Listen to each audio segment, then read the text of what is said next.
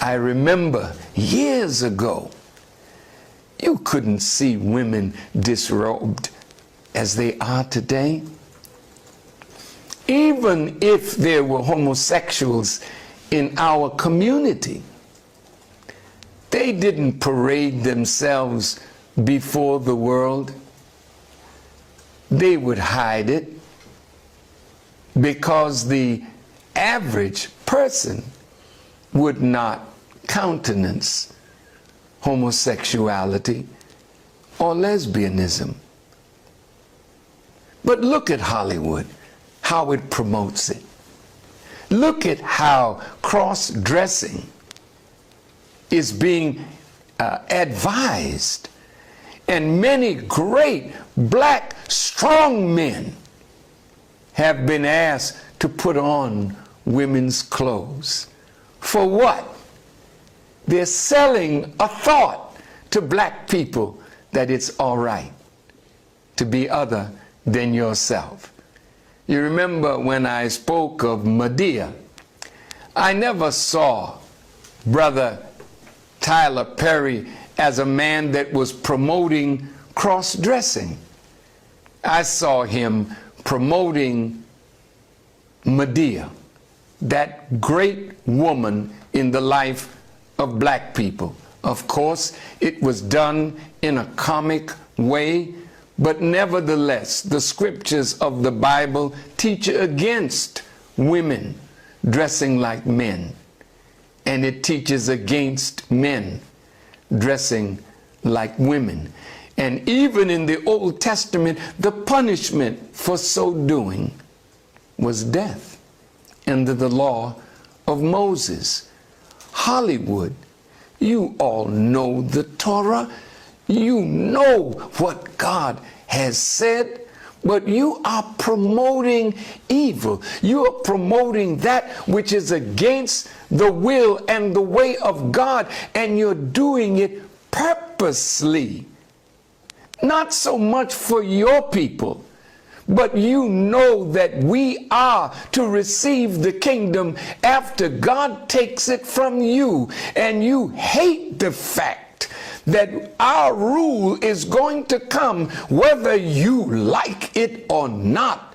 The kingdom will be taken from you and given to this rejected stone, this black man that God has chosen to be his people. You know this, so you want to feed us all the filth that we can eat, all the debauchery that we can stand. So you are now bringing the privacy of sex into public view in your movies, in your magazines, in your newspapers. It's all about sex, titillating the people of America, particularly our young people, to get involved in the kind of behavior that they can see on internet. They can see it in the movies, and it's very difficult for parents even to close their children off from the filth that is abounding in the society.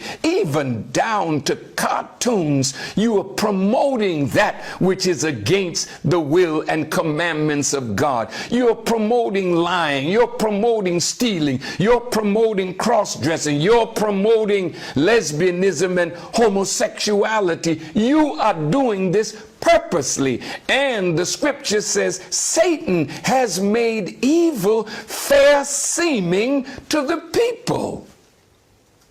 So we are so confused today. We think it's all right because the scripture says God is love.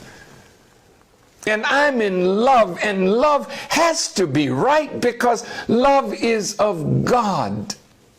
See how you have deceived yourself. And now you will be angry with me and say, oh, Farrakhan, you're homophobic. You hate gay people and lesbians. That's false. I'm in love with my people. I'm in love with you regardless of how you present yourself. I have never disrespected you. I have had teachers of my violin that are gay. I never disrespected them, nor did they disrespect themselves in my presence. I was educated by a gay person in Detroit because I spoke ugly about lesbianism and homosexuality, and he was hurt. And when I came to Detroit, he asked to see me. And I remember his listening to my lecture, and he came to the private quarters that I had, and I let him in, and we sat and talked. And he wanted to change his way of life, and he gave me guidance he didn't know he was guiding me, but he was telling me about the language that I used. It was the same with rabbis that I sat down and talked with. They had dinner in my home, and they told me that some of my language was hurtful to them. They didn't know it, but later I told this former chief rabbi, dean of the rabbis in Chicago, that what he told me, I thought about it. I'm not interested in making white people enemies of ours. I'm not interested in stirring up hatred in you for me or for us, but I have to give you the message whether you hear or forbear. So I try now to be more careful in the way I speak, because it is not my desire to hurt your feelings, but the Honorable Elijah Muhammad says truth hurts, but it only hurts the guilty. And I remember Brother Malcolm one day when he was lecturing at a college, and the people started hissing, the Caucasians, against him. And he said, oh, that's what your father did in the garden. And he said, whenever a man throws a stone in a pack of dogs, the only one that hollers is the one that gets hit. And today, if I don't preach the truth to try to save your life, I will lose mine. And if I don't warn you of what the consequences are, and you continue in what you're doing with no desire even to change because you think you are living right, this enemy is a scientist of evil. He's studying bacteriology and chemistry in such a way that he can change you chemically to think you are what you are not. He's a wise Satan. That's who you're dealing with. You're not dealing with just common wicked man. You're dealing with the Satan, the God of this world. And he's after you, black man and woman, to take you down with him when he goes. Let me go on with that subject, because the strong black men are being asked by Hollywood to put on dresses. Strong black men are offered lots of money. I won't name the person, but the manager of a certain strong black man came to me and begged me, please talk to the one that I'm managing, for they have offered him $15 million to cross-dress, to dress like a woman in a movie, and I don't want him to do that. Could you talk with him? But the scripture says, money answereth all things. And so $15 million, a man will put on a dress in a heartbeat. Well, white people put on dresses too, but they're not after their own. They're after you.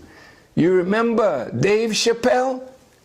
How he said that he was in his dressing room, and when he took a break and went back in his dressing room, there was a dress on the door, and he thought he was in the wrong place.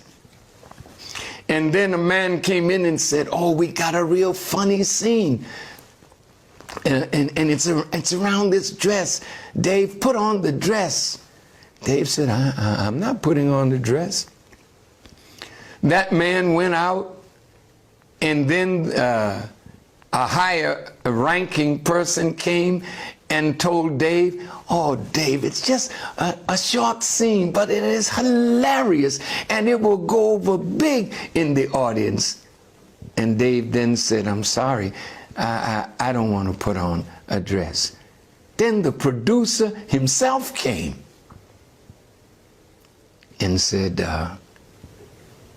Dave, I mean, it's really a funny scene. Come on, Dave. And he said, I'm sorry, I can't put on that dress.